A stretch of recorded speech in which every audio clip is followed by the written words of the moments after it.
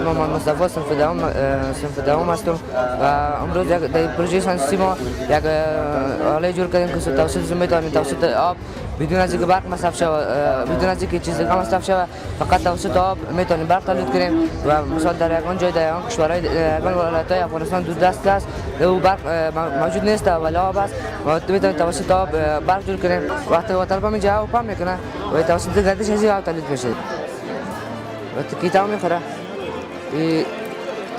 پروژه ما کوچک است، پروژه بزرگ باشه و مقدار آب زیاد باشه میتونیم با توسط از برقای بسیار زیاد و بسیار مقاومت است چی کنیم تولید کنیم.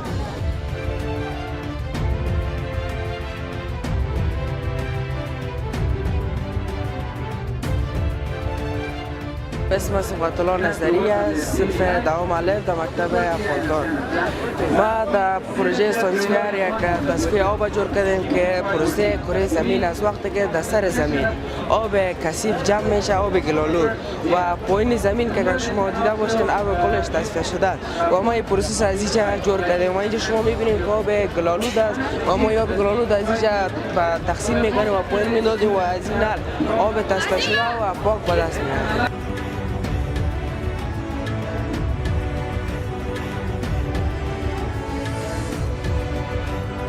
نام مسعود است، شاگرد صنف نهم هستم و این پروژه را ساختیم طوری که میبینین روباتیک آرم است که توسط بلوتوت کنترل میشه. این آرم استفاده های زیاد دارد، مثلا در ساحات جنگ زده و در همچنان در کارخانه های استفاده میشه، در ساحاتی که خطر به انسان میباشه و میتوان در آینده پلان داریم تا برش تایر و موتر تا حرکت کند خود آرم و در ساحات مختلف برود.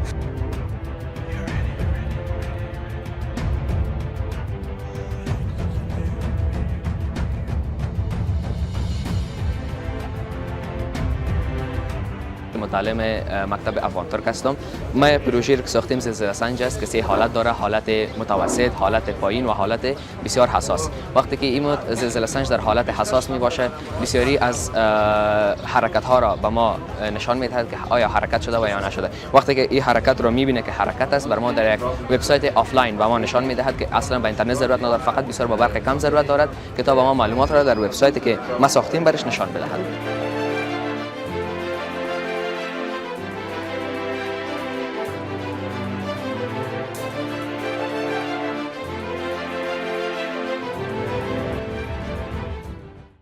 Bugün bilimin ışığını امروز در یک روز خاص گرد هم آمده ایم تا نور علم، انرژی جوانان و همچنان نیروی امید را گرد هم جشن بگیریم. نمایشگاه امروز فقط یک نمایش ساده نیست، بلکه وجود یک نسل اندیشمند، خلاق و پژوهشگر را نشاند. en somut göstergesidir.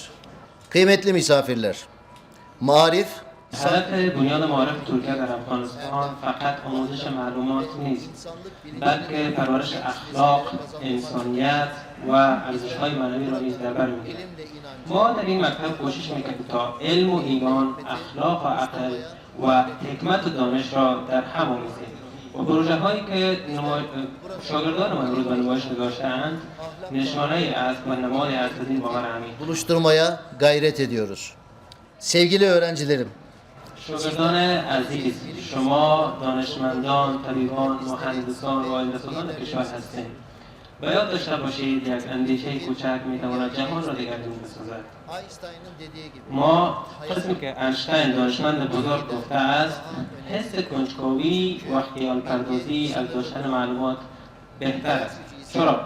معلومات محدود است، اما حس کنجکاوی و خیال پردازی می‌تواند جهان را در بر بگیرد.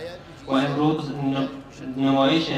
نمایشگاهی که شما پروژه‌های خود را در آن عرض کرده اید نمادی است از این باور. sizlerle gurur duyuyoruz. Kıymetli öğretmenlerimiz, اساتید بزرگوار، موفقیتی که امروز در نمایشگاه به نمایش گذاشته شده است ثمره صبر، فداکاری و تلاش‌های شبانه روزی شماست. شما معماران دلها و آینده‌سازان هستید. از صمیم قلب از همه شما اظهار احترام و تشکر می‌کنم. teşekkür ediyorum. Değerli velilerimiz, والدین گرامی، پروسه تعلیم و تربیت یک پروسه مشترک بین مکتب و والدین است. از همراهی شما در این پروسه اظهار افتخار میکنم و hiç muvaffakiyet آموزشی و hiç muvaffakiyet در پروسه تعلیم و تربیت بدون حمایت شما پایدار نمیماند. Onur duyuyoruz. Bugün bu fuarla birlikte امروز تنها یک نمایشگاه علمی نه بلکه نمادی است از دوستی بین دو کشور دوست افغانستان و ترکیه. دو کشور که از لحاظ باورها، عقاید و اهداف انسانی با هم همدل و همراهند. aynı inançla yürüyoruz.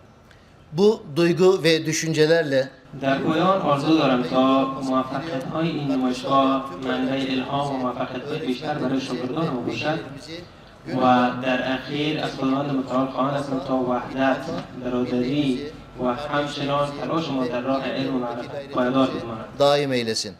Ve Afgan Türk Maarif Okulları öğrencilerimiz و شاگردان ما در بیشترین پروژه اشتراک میکنند، پروژه بین المللی و در این پروژه دستاوردهایی داره، موفقیتی داره که همیشه اونا رو به دست میارن.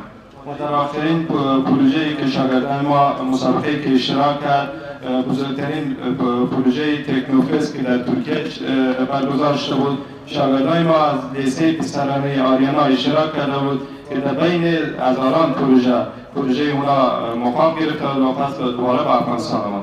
Afganistan'a bir gurur yaşatmıştır.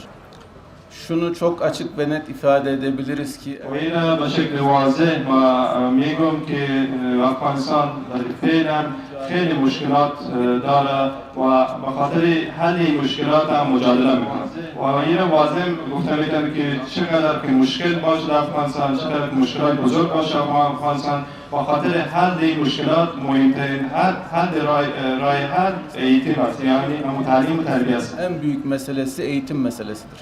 Çünkü Afganistan'ın و به خاطر آینده یک کشور و خصوصا به خاطر آینده افغانستان که به خاطر آینده خوب شود، به خاطر او یک قشر جوانی هم شاگردان داره که درست تعلیم تربیت داده شود و همچنین و تکنولوژی پیشرفته که فعلا هست به اونا دسترسی پیدا کنه.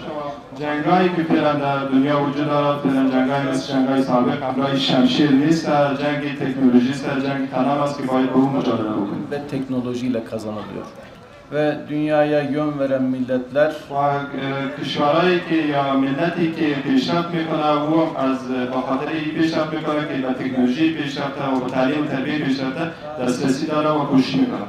و ما به صفت مسلمان کشورهای اسلامی اگر بخوایم که مثل کشورهای دیگر پیشرفت کنیم باید امو مدنیت رو چی خود حفظ کرده و مثل دیگر کشورها که چرا به تکنولوژی و علم destesi de bu şekilde ما باید ona destesi پیدا کنیم و زیاد کوشش کنیم. duruma gelmemiz lazım. Bu konuda olan inancımız çok güçlüdür. و ما به این موضوع اعتماد داریم انشاءالله که ما صفت مکاتب معارف افغان ترک همینجا هستیم و فعالیت‌های خود ادامه میدیم و کسانی که در این پروژه ساینسی زحمت کشیده خصوصا مدیر مکتب آقای جهاد اونها استادان گرامی و شاگردای عزیز از همه‌تان تشکر میکنم و امید دیدارشون. Ve katılımlarınız için sizlere de teşekkür ediyor, saygılar sunuyorum.